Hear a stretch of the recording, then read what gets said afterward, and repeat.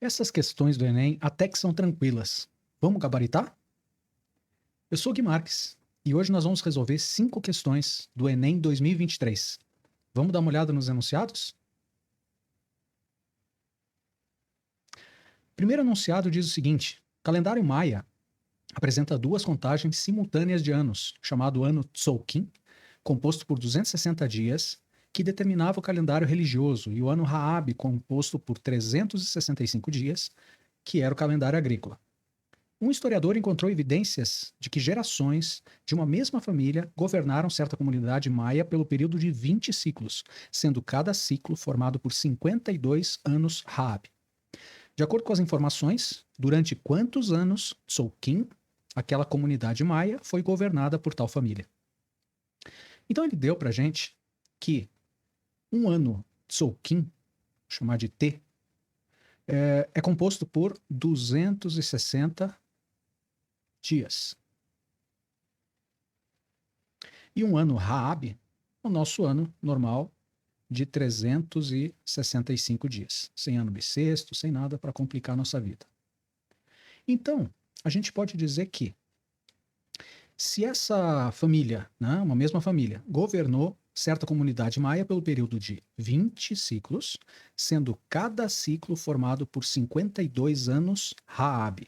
Portanto, a gente vai calcular o número de dias que essa família governou, né? O governo, vamos chamar assim, governo, quantos dias, né, durou esse governo dessa família, é composto de 20 ciclos.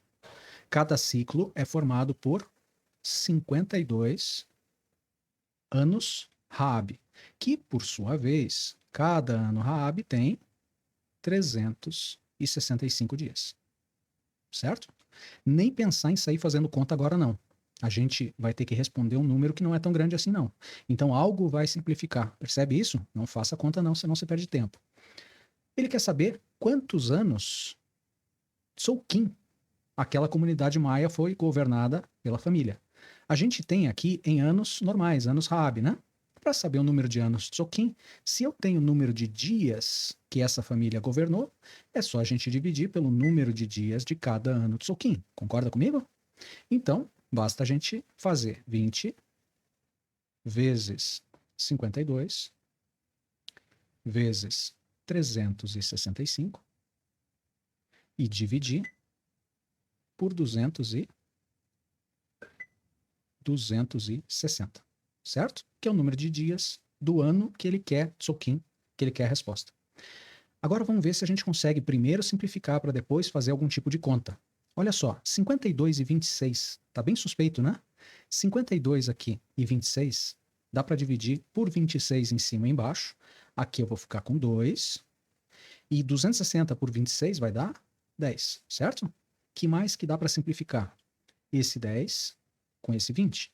Aqui vai ficar 2, aqui vai ficar 1. Portanto, a única conta que a gente tem que fazer é 365 vezes 2 vezes 2. Vamos fazer de cabeça? 365 vezes 2, 65 vezes 2 é 130. 130 mais 300 vezes 2, que é 600, vai dar 730.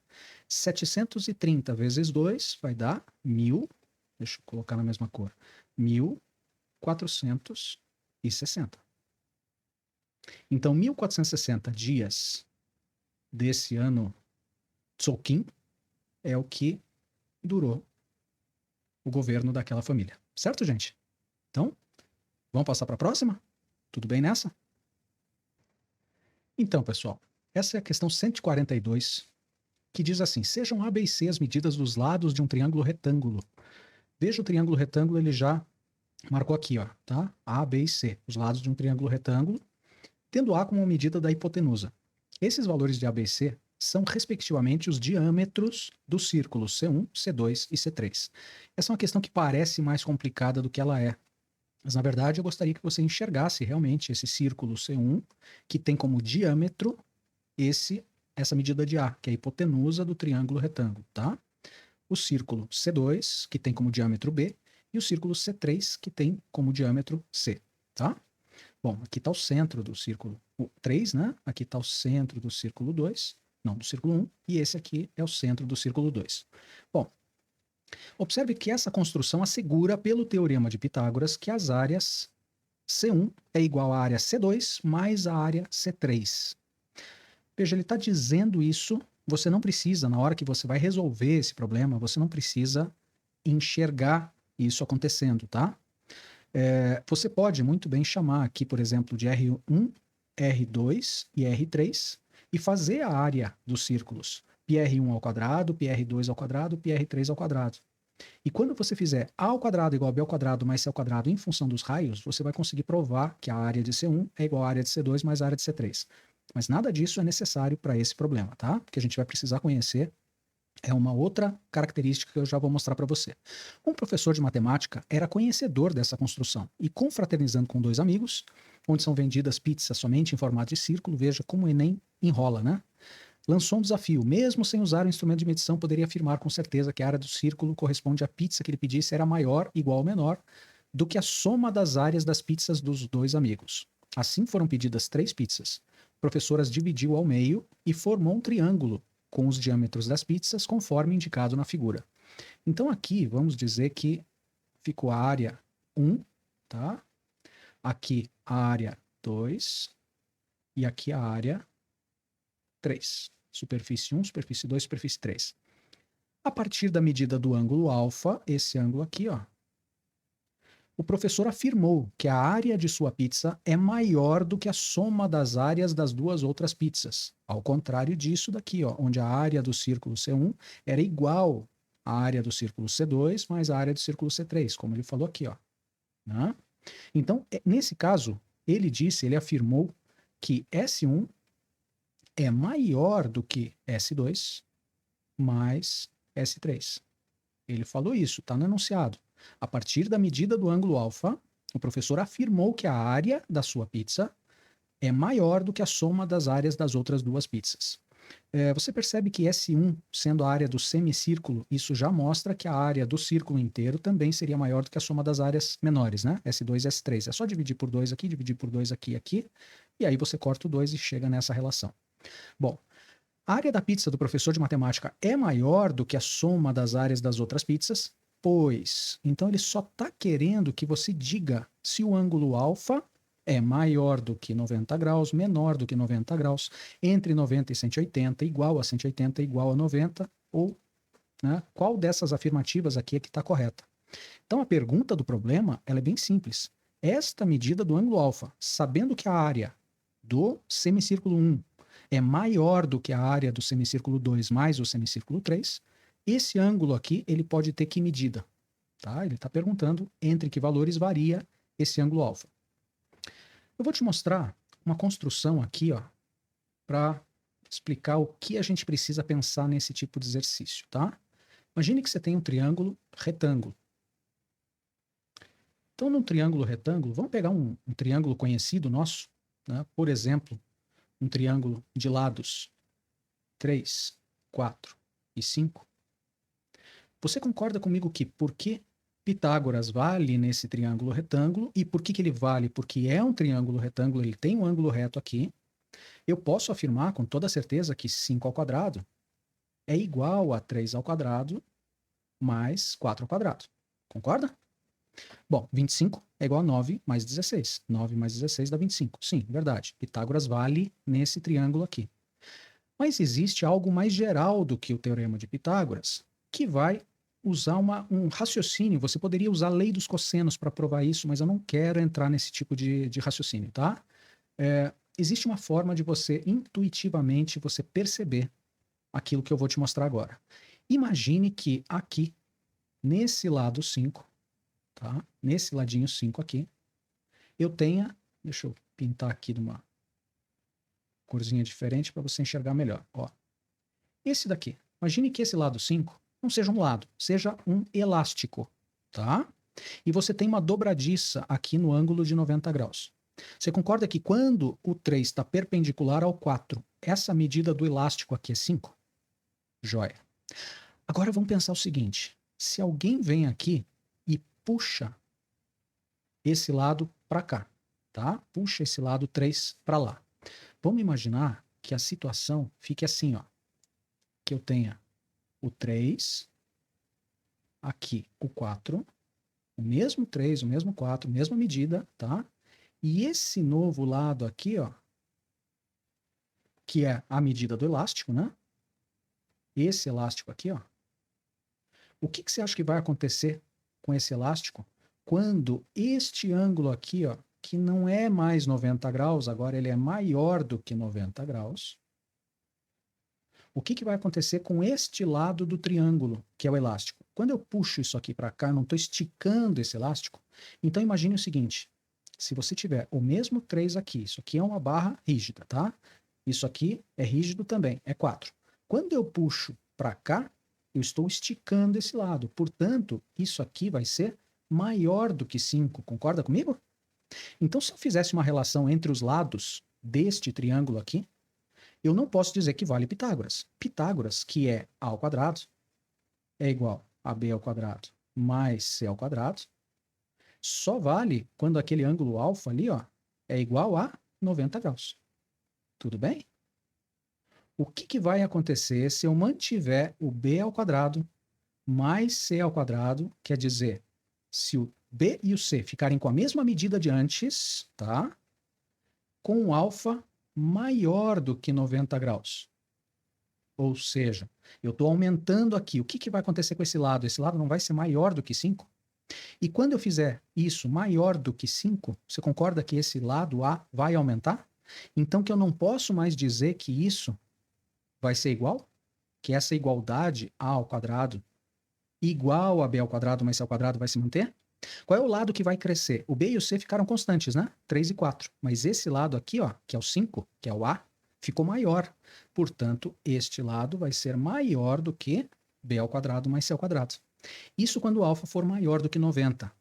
Agora, gente, isso, né, nesta construção aqui, ó, você percebe que esse ângulo alfa aqui ele não pode chegar a passar de ser 180 graus, né? Ele não pode passar de 180 graus. Então, eu sei que o ângulo, porque esta área aqui, ó, é maior do que a área 2 mais a área 3, então é porque a hipotenusa é maior do que a hipotenusa ao quadrado, né? 5 ao quadrado, é maior do que a soma dos quadrados dos catetos. Sim, ele vai aumentar e a área 1 vai ficar maior do que a soma da área 2 e a área 3. Quando? Quando o alfa for maior do que 90 graus. Beleza? Mas ele vai de 90 até 180. Posso dizer que ele está entre 0 e 90? Não, aí ele seria um ângulo agudo. Alfa igual a 90? Não, porque daí valeria Pitágoras, A ao quadrado igual a B ao quadrado mais C ao quadrado. Entre 90 e 180 graus, é maior do que 90, sim, e ele não chega a ser um ângulo de 180. Perfeito. Letra C. Igual a 180 ele não pode ser, e entre 180 e 360 também não, né? Ele ficaria um círculo ali para o outro lado. A figura mostra para a gente que é um ângulo aqui, que ele é maior do que 90 graus, mas ele não pode nem chegar a 180, certo? Então, pessoal, guarde isso, porque você pode usar principalmente para mostrar se um triângulo é retângulo ou não. Se você fizer Pitágoras e valer Pitágoras, é porque esse ângulo aqui, ó, vale 90 graus. E se você quiser saber se ele tem um ângulo maior do que 90 ou menor do que 90, isso vale para menor também, tá? Quando o ângulo é menor do que 90 graus, é como se eu pegasse esse 3 aqui, ó, e puxasse para cá. O elástico não vai afrouxar? Esse lado não vai ficar menor do que 5? Então eu posso dizer que A ao quadrado vai ser menor do que 3 ao quadrado mais 4 ao quadrado. Portanto, você pode provar se um triângulo é acutângulo, retângulo, como esse, ou obtusângulo, só aplicando um teorema de Pitágoras ali, ou o equivalente ao teorema de Pitágoras, com os lados conhecidos de um triângulo qualquer. Tá bom? Certo, gente? Vamos para a próxima? Vamos lá. Então, gente, essa próxima questão, ela é bem tranquila. Olha só, entre maratonistas, o parâmetro utilizado é o de economia de corrida, tá? O valor desse parâmetro, ele já dá para a gente a dica lá no começo. O valor desse parâmetro, economia de corrida, tá? Eu vou colocar aqui, ó, entre colchetes, porque a gente vai fazer quase uma análise dimensional na física. Esquece esse nome, importante é você enxergar que a gente vai usar as unidades disso, tá? Então, economia de corrida é dado pela razão. O que é razão em matemática? Razão é divisão. Divisão entre o consumo de oxigênio em mililitro por minuto.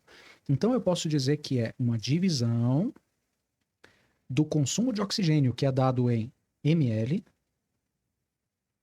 por minuto. e a massa em quilogramas. Então, se eu dividir mililitro por minuto por quilograma, eu tenho esse parâmetro de economia de corrida, tá? Um maratonista visando melhorar sua performance e assim por diante, várias coisas que eles dizem ali no enunciado, que não precisa para nada, ele quer saber a unidade de medida da grandeza descrita pelo parâmetro EC. Então, gente, você está dividindo mililitro por minuto por quilograma. A única coisa que você vai ter que saber fazer nessa questão é dividir frações. ml por minuto dividido por quilograma sobre 1, porque não tem nada embaixo aqui do quilograma. Como é que você faz divisão de frações? ml sobre min multiplica pela segunda invertida, que é 1 sobre quilograma. Então, você vai ter mililitro vezes 1, mililitro, sobre minuto, quilo. Minuto vezes quilograma. Portanto, minuto, quilograma embaixo, mililitro em cima, resposta letra B. Tudo bem? Viu, gente? Questão enrola, mas ele dá a dica lá no comecinho, pede lá no final e a gente tem condições de calcular só fazendo uma divisão de frações. Vamos para o próximo? Gente, essa é uma questão tranquilinha também. Vamos tomar cuidado só com uma pegadinha que ele tem ali. O gerente de uma fábrica pretende comparar a evolução de vendas, um monte de coisa ali no enunciado. Você já sabe que você não leu o enunciado, né? Ele quer saber em qual mês o produto 2 parou de ser produzido. Opa, então tem que saber quando é que ele vai parar de produzir.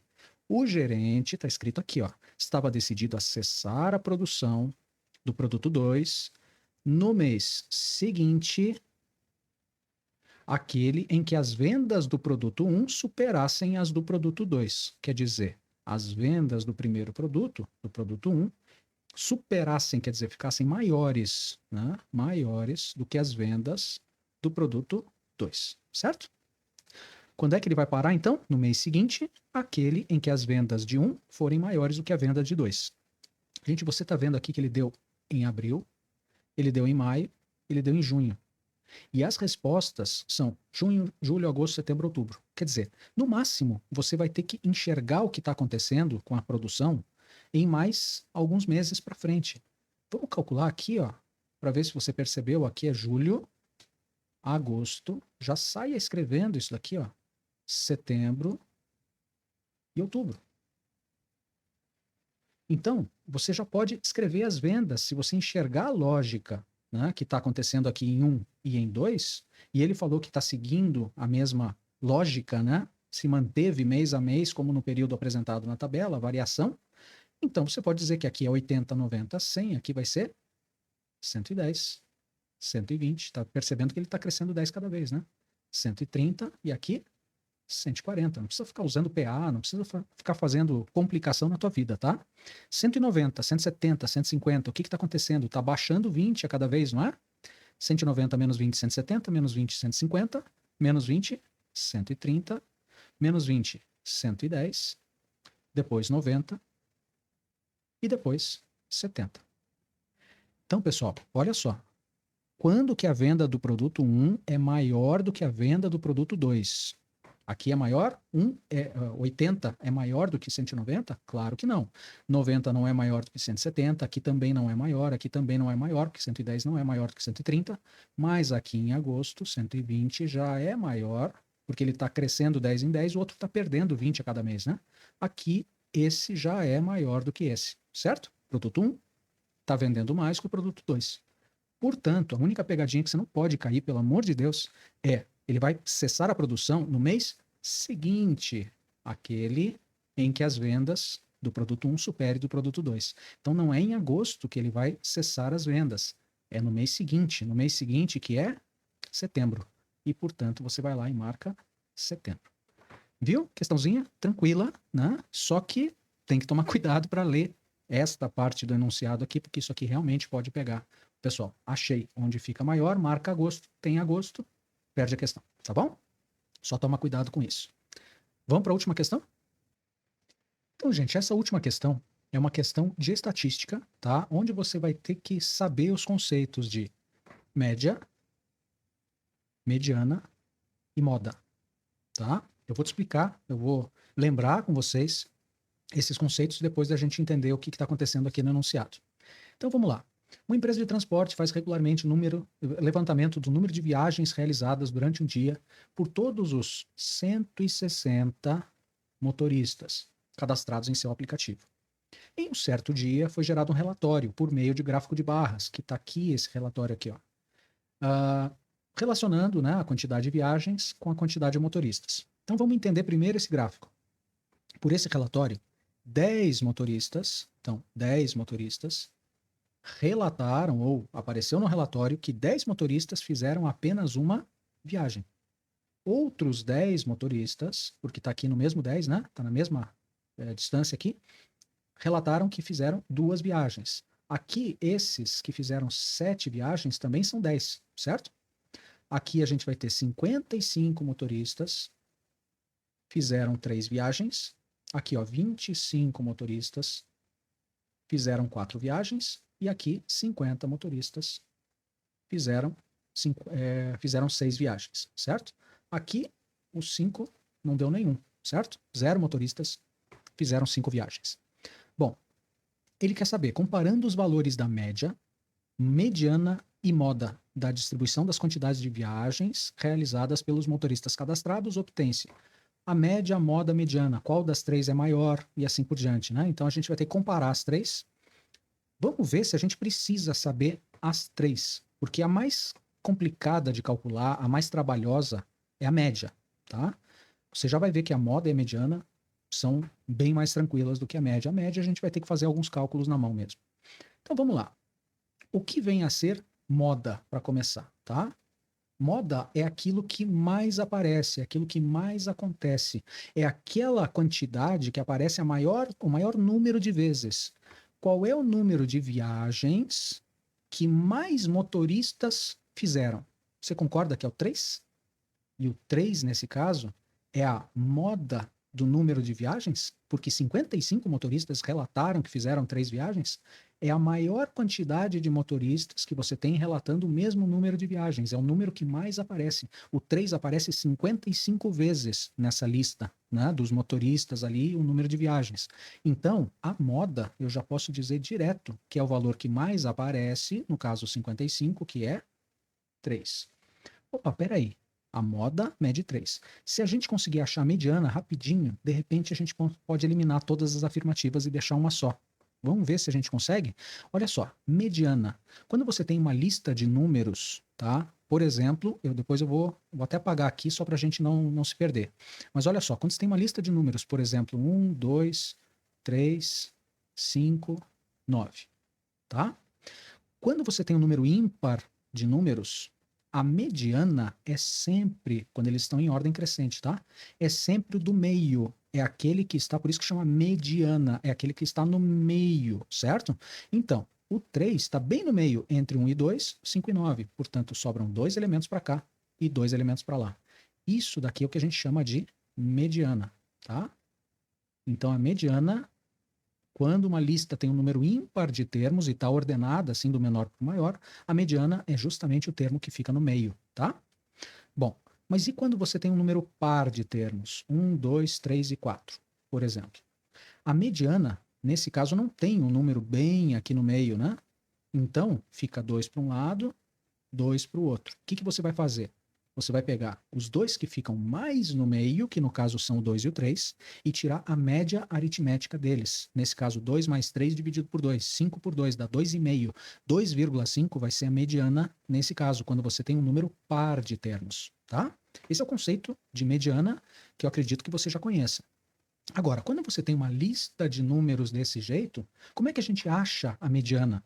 Você tem que dividir esta quantidade de pessoas, que é 160 motoristas, em 2 partes. Então você vai dividir 80 para um lado e 80 para o outro. E vai ver os 2 do meio, fazer a média aritmética deles. Então vamos lá, vamos enxergar. Aqui tem 10, certo? Aqui tem mais 10. Então, ordenando do 1 até o 7, eu vou ter 10 aqui, mais 10 aqui. Onde é que eu acho o cara de número 80? O motorista número 80. Então, vamos lá. 10 mais 10 dá 20. Falta quanto para chegar a 80? 60, certo? Então, eu vou ter mais 55, vai dar quanto? 55, 65, 75. Já cheguei no 80? Não, continua subindo. 75 mais 5, opa, achei o cara de número 80, ele está aqui, ele fez 4 viagens, tá? Então, posso dizer que aqui, ó, aqui, nesta barrinha aqui, ó, que tem 55 pessoas, tá? E aqui que tem 10. E aqui que tem 10 pessoas. Fica metade dos motoristas. E a outra metade não está pintada, porque aqui você tem do 5 até o 25, você tem 20 aqui, mais 50 dá 70, mais 10 dá 80. Então eu tenho 80 que não estão pintados e 80 que eu pintei em vermelhinho. Onde é que fica o cara número 80? Tá aqui, ó. Ele tem 4 viagens. Onde é que fica o cara de número 81? Ele está um pouquinho para a direita desse, mas ele também fez 4 viagens. E qual é a média entre 4 e 4? 4 mais 4 dividido por 2 vai dar o próprio 4, certo? Então eu posso dizer que a mediana, veja, você não precisa nem calcular. É só você achar o cara de número 80 nessa lista aqui, ó. Então, você vai ter 4, que é a mediana. É a quantidade de viagens do cara número 80 com o cara 81, é a média desses dois. Como os dois são 4, a mediana vai ser justamente 4, que é a média entre 4 e 4, certo? Muito bem, então vamos ver se a gente já consegue matar as afirmativas aqui, ó. Olha que legal. Mediana igual a média. Não sei. Mas ele está dizendo que é menor do que a moda. 4, que é a mediana. Ele está dizendo que é igual à média, que é 4. Deveria ser, no caso, se tivesse verdadeiro, né? Que seria menor do que 3. Opa, falso. Porque a moda não pode ser maior do que a média e a mediana nesse caso, porque a moda é 3 e a mediana é 4. Mediana igual a moda. Opa, mediana igual a moda já é falso, né? 4 não é igual a 3. Já não é. Olha lá. Mediana menor do que média, que é menor do que a moda. A moda não é 3? A mediana não é 4? 4 pode ser menor do que alguma coisa que é menor do que 3? De jeito nenhum, né? Porque o 4 já é maior do que 3 aqui. Então, moda menor do que média, que é menor do que mediana. 3 é menor do que a média, que eu não sei, que é menor do que a mediana, que é 4. Pode ser que a média esteja entre 3 e 4. Pode ser que seja verdadeira. E a moda, que é 3, é menor do que a mediana, que é 4, que é menor do que a média. A média pode ser um pouquinho maior do que 4 e também pode ser verdadeira. Então, a gente já eliminou só fazendo esse raciocínio da moda e da mediana. Veja, a gente não fez conta praticamente, né? A gente já eliminou 3 afirmativas, ficamos com 2. Essas 3 aqui não pode ser, certo? Então, vamos tentar descobrir a média. Infelizmente, a gente vai ter que fazer a média, porque sem isso a gente fica no chute entre duas aqui e a gente não sabe quanto é que vale a média, tá? Então vamos lá. Vamos ver como é que a gente faz a média. Até interessante para a gente poder realmente aprender a calcular a média num caso de um gráfico desses, né? Olha só, a média é uma média aritmética que nesse caso a gente vai usar média ponderada. Por que média ponderada? Professor, você esqueceu de parar esse traço aqui, né? Não, ele vai ficar desse tamanho mesmo, a conta que a gente vai fazer, tá? Então, olha só. A média que você vai fazer é uma média ponderada por quê? Porque são 10 resultados iguais a 1, concorda? A gente vai fazer 10 valores iguais a 1, mais 10 valores iguais a 2, mais 55 valores iguais a 3. Então, quando você faz uma média ponderada, você vai fazer 10 vezes 1, certo? Então, a gente vai fazer assim, ó, 10 vezes 1, mais 10 vezes quantidade de viagens, 2. 10 vezes 2, mais 55 vezes 3, concorda? 55 vezes 3. Já pegou a lógica aí, como é que você vai fazer a média, né? 25 vezes 4, mais. Não tem nada com 5, então nem precisa colocar, porque 0 vezes qualquer coisa é 0. Mais 50 vezes 6, 50 vezes 6, e mais 10 vezes 7. Tá bom, exagerei um pouquinho no tamanho, né? Não ficou tão grande assim. Então vamos lá. Tudo isso eu tenho que dividir pelo total de pessoas, que no caso é 160. 160. É assim que você faz uma média ponderada, tá? 10 com peso 1, 10 com peso 2, 55 com peso 3, e aí a gente divide pelo total de pessoas e eu vou ter uma média das viagens, certo?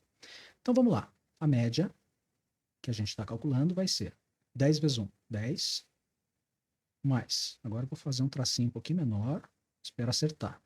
10 vezes 2, 20, mais 55 vezes 3. 50 vezes 3 é 150, 5 vezes 3 é 15, vai dar 165, certo? Mais. Então esse dava um pouquinho de trabalho para calcular. 100, que é 25 vezes 4, mais 50 vezes 6 dá 300. Ó, agora exagerei para menos, né? Mais 70. Faltou um pedacinho aqui. Dividido por 160. Então, pensando que você tem 3 minutos para resolver uma questão como essa, quando você vê que o negócio é muito trabalhoso, deixa para o final, tá? Mas tudo bem, vamos lá. Veja que você pode somar aqui, ó, o 70 para ganhar tempo, né? Com o 10 com o 20, já vai dar 100. Então, vamos colocar lá. É 100, né? Que é 70 mais 20 mais 10, mais 100 dá 200, mais 300 vai dar 500, mais 165 vai dar 665, certo? Dividido por 160. Gente, aqui você pode escolher simplificar, mas simplificar 665 dá para dividir por 5 em cima e embaixo, né? 665 para você dividir por 5 vai dar 120 mais 13, 133, vai, vamos fazer. 133, eu estou dividindo por 5 em cima e embaixo, tá? E esse aqui vai dar 32. Então, a média vai ser o resultado da divisão de 133 por 32. Vamos fazer aqui do lado? 133, porque agora não dá mais para simplificar, né? Por 32. 32 vezes 4 daria 128. Então, 4. 4 vezes 2, 8 para 13, 5. 4 vezes 3, 12. E um 13 para 13, nada. Abaixo 0, coloca vírgula. 50 por 32 dá 1. 1 vezes 32 dá 32, sobra 18. Né? Mas 4,1 alguma coisa, já respondeu o que a gente queria. 4,1 e uns quebradinhos que eu não sei quanto é que vale lá para frente. Ó. A gente já sabe que a média é 4,1. Então vamos lá. Moda é 3. É menor do que a média, que é 4,1. Que é menor do que a mediana, que é 4. Isso é verdadeiro? 3 é menor do que 4,1, que é menor do que 4? Não, né? E se você for para cá, ó, moda, que é 3, é menor do que a mediana, que é 4, que é menor do que a média, que é 4,1. Opa, esse é verdadeiro. Marca a letra E. E finaliza de marcar o teu cartão de respostas, porque essa questão, como ela é trabalhosa, eu aconselho você a deixar por último. Caso dê tempo, você faça. Se não, deixa. Você já tem 2 para chutar. Se você fosse chutar entre D e E, eu tenho certeza que você ia chutar E. E você ia acertar, tá bom? Então, gente, vamos lá. Muito obrigado por ter ficado até aqui, tá? Vídeo longo, não adianta. Resolução do Enem, os enunciados são muito grandes, a gente não tem muito como passar mais rápido do que isso, senão a gente passa por cima de explicação e aí fica um negócio meio chutadão, né? Não gosto de fazer isso, tá bom? Gente, muito obrigado. Se você curtiu, dê seu like, se inscreva no canal e me siga lá no Instagram. Tá bom, gente? Muito obrigado, valeu. Abraço, até a próxima.